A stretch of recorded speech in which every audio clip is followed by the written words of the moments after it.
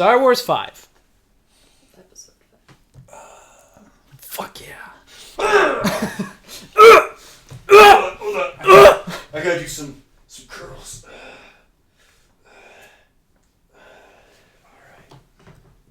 Alright.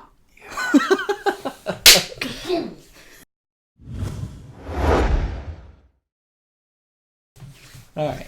The reason why we're talking about Star Wars 5 and not Star Wars 4 A New Hope is because Star Wars 4 A New Hope was, in fact, nominated. Which, And the subject is films that should have been nominated. quite frankly, if it wasn't nominated, we'd be looking at the people who did that like... Yeah, so, and it, what year was A New, or episode 5? 1980. 1980. Do you want the nominations? Yes, from that please. year? I think that's Apocalypse Now, right? Yeah. Kramer versus Kramer, Apocalypse Now, All That Jazz, Breaking Away, and Norma Ray. I don't know those three, but I know Kramer versus Kramer and Apocalypse Now. An Apocalypse Now, man, that was pretty good. It was pretty good. I mean, there's no arguing. Which one of them won? That's what I'm looking up right now. The thing about episode 5 is that is the film that a lot of people consider to be the best Well, when you look at it in the of the sense Star Wars. of the original 3 story arc, Yeah. that movie's pretty much the climax of the 3. Like if you look at it as a Is it one Because complete that's storyline. that's the biggest fall. That's where like the story kind of goes. The first film is like mainly introducing us to the universe. This film, The Empire, is when it dips down for the good guys because Luke's hand gets cut off and they're kind of Han Solo's frozen. So it's in kind of a bad state. And then the last film is the climax when it comes up. Like in the middle of the last film would be like, leading up to the Darth it's kind of Vader. the springboard. Yeah, it's where the bad guys gain a lot of ground. And a lot of people, which I'm sure you have seen all over the internet, that is the commonly held opinion that is the best Star Wars film. It comes up a lot because people are saying that's the film George Lucas had the least involvement in, was The Empire Strikes Back, and that comes up all the time. And people are like, that's the best one, George Lucas sucks, blah, blah, blah. But I do agree. I think that is my favorite of all 6 Star Wars films, The Empire Strikes Back. That is the one I like the most. You're most invested in it. You know, you feel it gets the most emotion out of you because in the last film the Jedi are going to win. No, of course. So this is where the stakes are the highest. This is where you truly didn't know what was going to happen. But the reason why this movie was not nominated is probably because A New Hope, Episode 4, which I actually probably enjoyed the least out of the 3 original movies, is because everything that was cool about Star Wars had already been introduced. So by the time this second movie came out, we already knew the universe. So now it doesn't have the mysticism.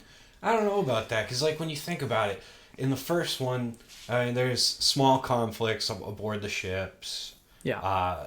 Small arms fire, if you want to be more exact, stuff like that. You get your first experience with like a lightsaber battle, and you're learning the characters. But what I think was cool about The Empire Strikes Back is you start to see the scale of this conflict. You start seeing the open battles on, I think, what is it, Hoth? Yeah. Is the frozen planet With the walkers and shit. And yeah. you start to see. You got a little picture of what's going on in the first one, so that way they can set the possibilities of this world. But now you see the bigger picture as they set the path through the possibilities that it's going to take. And I think it's the first taste of just how diverse the story is. I think that is actually a pretty good point, because we don't have the scope in the first movie. We don't see it's how much more of grand an it is. isolated- Yeah, it has to put in so much effort to explain the rules of this universe, to explain how things work, to explain what the Empire is, to explain that there's a rebellion, to explain what a Jedi is. Because it's hard to think about now, but no one knew what the hell a Jedi was. No. Like, for a long time. No one knew what the Sith was. They had to teach you all of that. But a lot of that was so cool to people because obviously it had never been heard of before. But this movie really does show you the scope. This movie shows you how vast space truly is and how big the Empire is. But here's the big question, okay?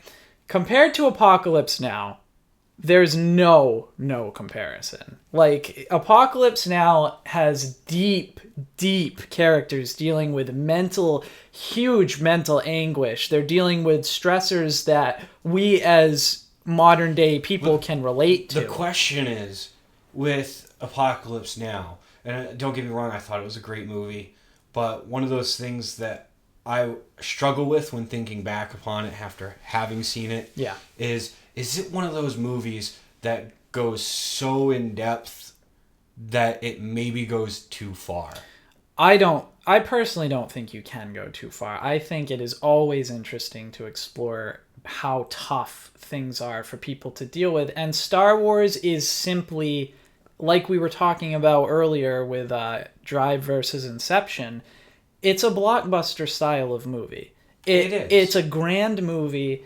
It's beautiful to watch. It's filled with action. But I know I'm always going to get shit for saying this. The characters are not deep in Star Wars. They are simple. They are simple people.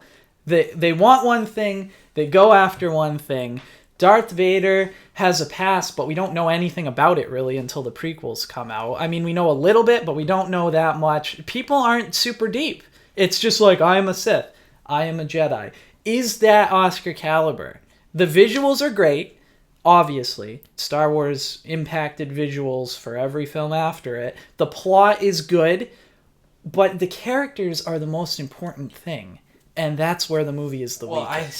I think like in comparison to Apocalypse Now, I think what hurts it in hindsight is that it's one of those movies where it delves so deep that it gets to the point where you could see whoever made it to some extent had an agenda that true. he wanted to push. Yeah, definitely true. Whereas when you're saying like the character depth, you're right, it's probably a little bit more shallow than some of the movies that you'd expect to be an Oscar quality.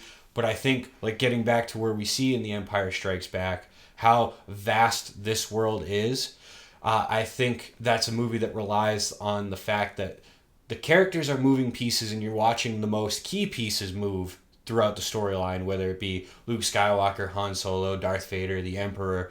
But they're building their depth more on the intricacy of the conflict itself instead of these individuals.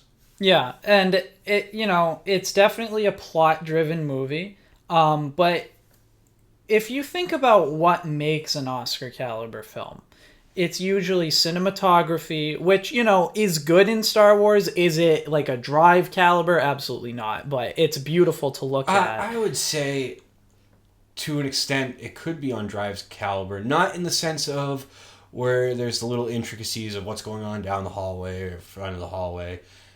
But at the same point, when you think of like all the special effects that they're using and stuff like that is all groundbreaking. Yeah, but that's a different category. Cinematography is usually the way the camera moves and the way the lighting is done and things like that. Special effects are the added things. But when you think about it, like a lot of the effects that they're using to get the desired effects that they want, is camera positioning. Yeah, that's because true. That's before they have CGI. So we could change it like to that. just visuals as a whole is very strong. Yeah. The plot is good. I would say it's pretty high-end because you got to think of it in terms of we don't know what's going to happen. It's hard to do because it's 35 years old or something. Like, probably it's older. so old. And, is that not right? No, you were right. Okay, I thought you were like, sorry, I can't do math, fucking idiot. No, But- it's 1980. We were not math powered in high school. But, Yeah, die on set. That'll be good. Well, it'd probably actually drive the views up, so go ahead. Let's do it. Boy dies on set. Just Jay from now on. Jay and Francois have to carry the channel. Shit, I'll be like Garth in Wayne's World. Fucking, Just like, hi. fucking Francois never even contributes. He just Shwing. judges everybody. Swing, swing. Claudia Schiffer's Showing. That might be a dated reference. It's a great reference, though. But it's a good movie. I wish I could talk to these other 3 nominees, but I've never even fucking heard of them. So let's bring that argument back. So when we were talking about Fight Club, to bring it back to that argument, Star Wars is still something. I know, yet again, popularity does not mean everything, but it does show influence, and it wouldn't last long if it didn't have some quality. Who the fuck's watching any 3 of those other movies? Like, not to mention, like this has always blown my mind about the Oscars, because you always see, like, every few years you see that one film win that you're like, nobody fucking liked that. Yeah, the fucking artist. And look, what good is art if nobody fucking likes it? That doesn't make like That's such a perfect argument. What good is art if nobody fucking likes it? It's such a simple but true line. like the Mona Lisa is regarded as one of the greatest paintings ever made. Why? Because everyone looks at it, and no matter how ugly that bitch is, they're like, damn, that was well done. Yeah, exactly. But if everyone looked at it and just went, huh, that's an ugly bitch, nobody would give a shit about it. Yeah, so, you can make a great film, but the AFI has a criteria that it must withstand the test of time. And if it didn't even do well in the time that it's in, how the fuck does it stand up 20 years from now when no one remembers it fucking existed? Yeah, I don't think I even heard of a couple of those. That was 35 years ago. I probably haven't seen any of those 3. Apocalypse Now and Star Wars have both stood the test of time. They're still, look, we're talking about it right now. Yeah. Star Wars has the advantage of being a franchise. Apocalypse Now has just won on its own Apocalypse Now merit. became so influential that it's even showed in schools to depict the time. I had to watch it in high school as part of my English class. It's an influential film. Very true. So at the end of the day, that's the most powerful argument. Test of time. Yeah. And we don't even know those other movies, so apparently they fucking sucked. So obviously, even if Star Wars doesn't beat Apocalypse Now, it should have been fucking on the list. Good one. But it's really realistic. It feels very gritty. It affects you. Like, you're watching it and you're...